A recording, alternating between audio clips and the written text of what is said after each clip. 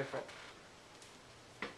Yeah, I'm going to show the presenter travelling to a location which is West Ham Football Club, and there I'm going to have an interview with one of the football players from the team, and then outside the football club I'm going to do vox pops because obviously people will know more about the topic, and then after I'm going to have an interview with a PE teacher which is in this school, and then I'm going to show someone taking part in sports activities, and then I'll ask them how they feel like. Do they feel like mentally different, or do they just feel the same? And then graphics will appear on the screen, showing different types of sports activities and how they affect you mentally. And then I'm going to have an interview with a sports trainer, which is at Abbey Sports Centre. And this person is a badminton trainer. Then inside the Abbey Sports Centre, I'm going to have vox pops with just general people that go there. And then graphics will appear on the screen showing a few facts and figures about the mental benefits of sport activities.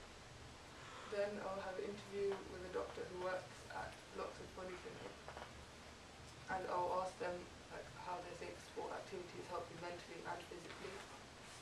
And then the presenter will sum up the topic and sign off. The target audience for this documentary is 16 to 24, male and females. And I'm reading the brief by focusing on the target audience in the UK.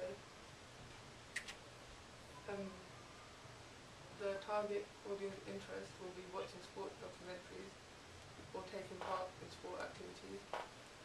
The monthly disposable income would be 50 to 150 because obviously they'll go to college or university or have part-time jobs. The socio-economic status of our target audience will be last from B to E, and the educational status would be GCSE or A-level degree, because they would obviously go to college or university.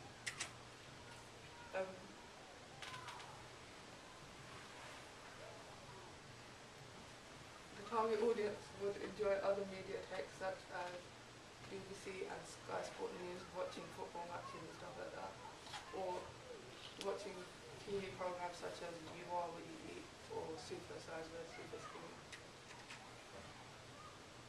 When I did my focus group, I had a range of people that were from 16 to 19, I think, and I basically asked them what they think about each aspect of the topic, and I found out that the target audience do relate to the topic. For my questionnaires, I put them out on Facebook, and for this I got about 10 replies, and basically it was just to ask the target audience what they want me to include in the documentary, and I found out that they want music that appeals to them, images that appeal to them, and professional interviews. And the textual analysis examined the content of my idea. This was qualitative analysis because this research involved me analysing other media texts. From this I found out that what my audience expect from my documentary and like how I can include some of the aspects in my documentary as well. The content research was primary research because I did this myself, and that's secondary research because I got it off the internet. It was qualitative and quantitative because I found facts and figures about mental benefits of sport activities. Technical viability. I'm going to be using equipment for production, post-production and pre-production. For production I will need a camera, microphone, tripod battery, tape, dolly and monopod. And for post-production I will need a Mac, iMovie, which is the software I'll use, a camera and a camera USB. My crew members would be a voiceover, camera operator, sound operator, presenter and editor. Interviews, I'm going to have a PE teacher from the school who I have access to already, a football player from West Ham Sports Club who I'm still trying to get access to, a sports trainer from Abbey Sports Centre who I'm still trying to get access to, and a doctor from Loxford Polyclinic who I have access to. legal and how do you say that? Ofcom regulations. Ofcom regulates. This is people that regulate television and radio content. This will affect my documentary because before I was gonna film people secretly taking part in secretly film people taking part in sport activities like in a park or something. But first I would have to get permission now. And also reconstruction has an impact because I cannot show someone taking part in sport activities and name them as someone professional or something. Editorial guidelines. These are like BBC rules that have been set out that a producer must follow. The first impact is impartiality and opinion. Here I would have to offer a range of opinions about the mental benefits of sport activities and also serving the public interest, so I need to inform them about the benefits, so what they need to know. And the media law is that the law requires producers to abide by certain legal rules. The first impact is copyright, so if I use music that is not mine or images that are not mine, I'll have to get permission. Defamation cannot, I cannot criticise towards any sports players or contributors in my documentary. The market, the first media text that I found that relates to mine or competes for the same target audience is Super Size vs Super Skinny. This is a program that compares overweight people to underweight people.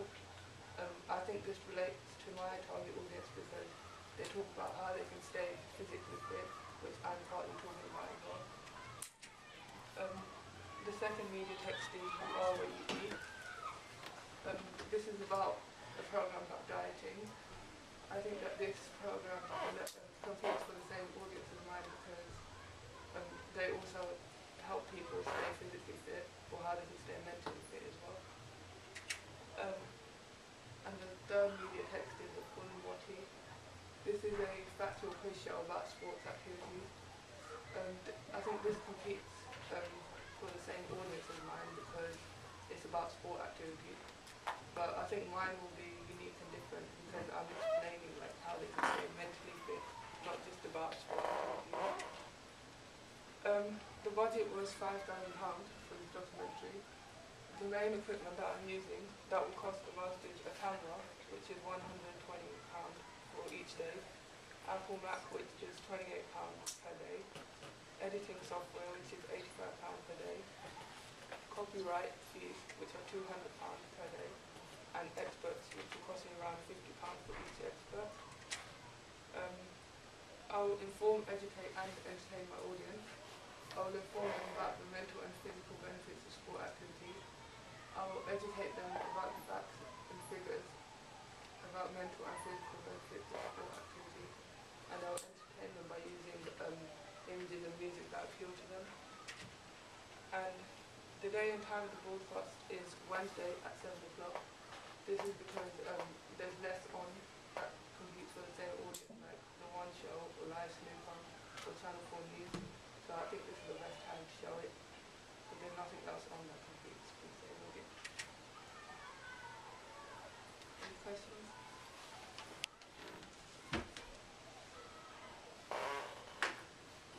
How did your texture analysis help you? Basically, the videos that I looked at, it showed me like what music or like what type of music or camera shots I can use inside my documentary to appeal it to the same audience. What type of interest would the audience have? Other interests? Like just general interest, like watching EastEnders or something like that, because they're obviously 16 to 24, so or taking part in sport activities like at school or college. I'm just curious, what football player are you planning on getting from West Ham? So, do you know somebody or? No, basically, sir, the other day he told me that there's this West Ham football club, and I need to go there still to find out. So you about the training grounds? Oh, the training grounds.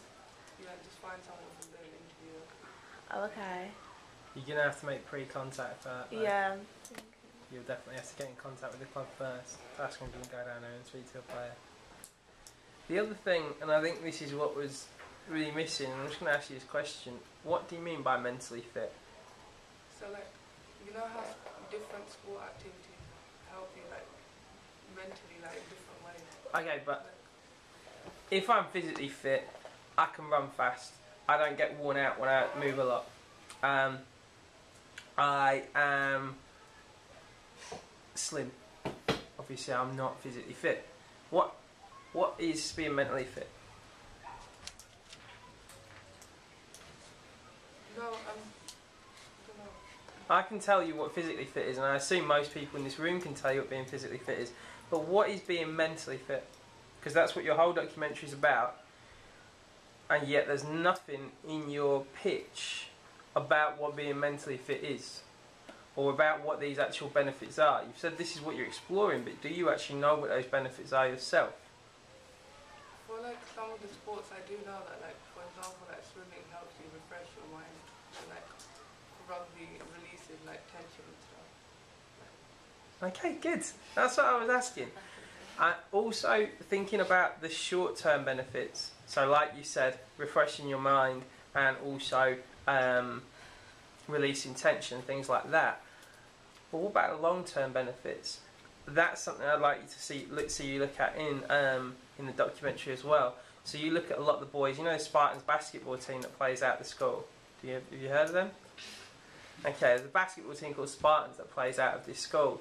A lot of the boys there, without that basketball team, without the structure that it gives them, without the discipline, the mental discipline that it helps them with, without the sort of community spirit that it gives them, probably would be involved in worse things. I mean, I think, David, you with your football as well, it gives you a lot of discipline, it gives you structure, it helps you be generally a better person because of what the situation is with your football club. So I think the idea of looking at the short-term benefits, like how it makes you feel instantly, is important. But I think also look at having the commitment to a long-term commitment, and how that maybe helps change your attitude to the world around you, and maybe in some ways even helps change your world. So that's something to definitely think about. Yeah. I think it might be interesting to put a link with like youths as well, because it gives them a focus. You know, if young people, you know, participate in sporting activities and have a commitment, like what Sir was saying, then they're probably less likely to, you know, go out and just kind of, I don't know, possibly commit crime or just sort of do, you know, lounge around and do nothing with Sit themselves. on street corners or sit at home and play video games. Yeah.